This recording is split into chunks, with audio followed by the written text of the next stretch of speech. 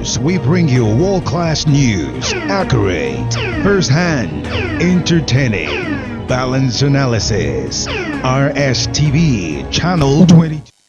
Thanks for joining us again. We are sorry for that short break in transmission.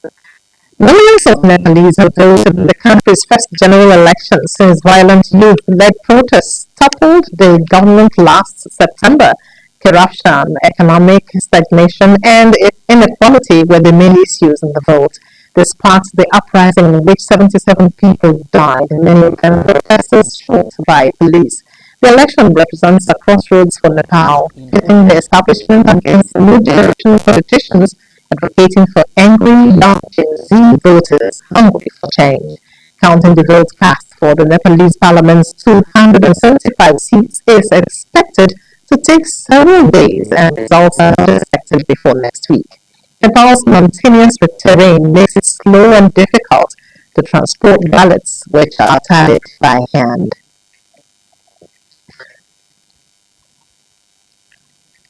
Let's take a look at some sports news.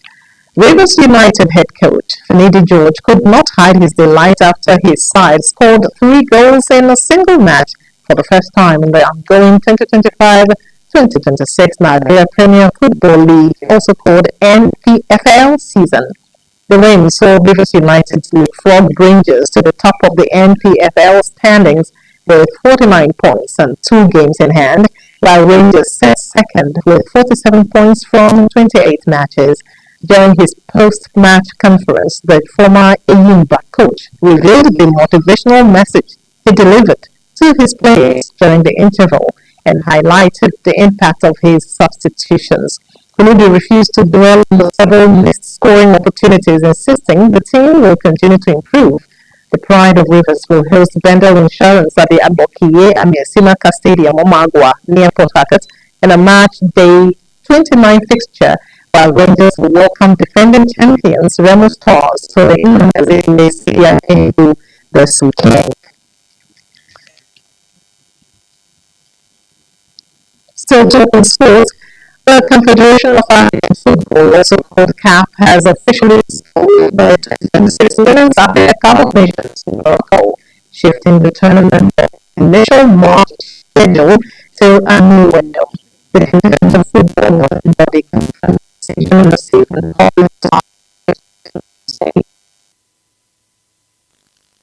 the tournaments.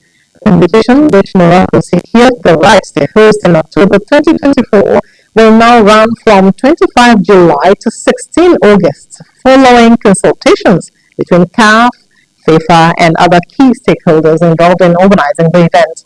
The tournament was originally scheduled to take place from 17 March to 3 April. CAF said the change in date was necessary to ensure the smooth organization of the continent's flagship women's football competition. The governing body also expressed confidence that preparations for the tournament were progressing and that the event would meet expectations. That's the wrap for tonight. Don't forget, this is River State, the treasure base of the nation. Let's build and take her to greater heights, because it is a task we must accomplish.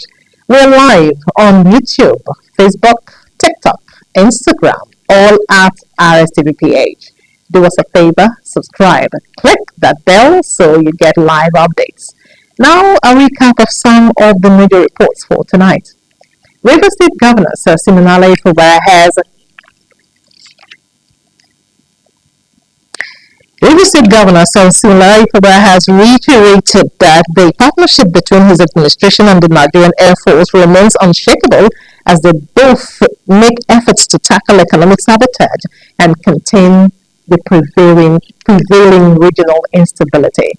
The federal government has announced its capabilities to identify and apprehend foreigners who overstay their visas in the country, stressing the need for reforms across agencies under the Ministry of Interior. We had also said that the ECOWAS Parliament has called for stronger participation in regional trade across West Africa, urging businesses and citizens to take greater advantage of existing integration frameworks aimed at boosting cross-border commerce and economic cooperation. That's all from the news desk for tonight. Thanks for being a part of it.